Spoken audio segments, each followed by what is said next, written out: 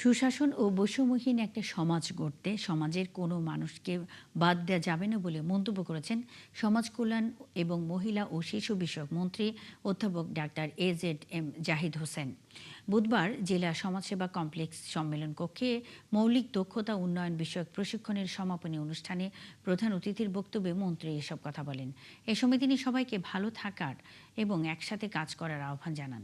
জাতীয় সংসদে বাজেট প্রস্তাবনার প্রশংসা করে তিনি বলেন, তারেক রহমান শুধু স্বপ্ন দেখেন না, তা বাস্তবায়নও করেন।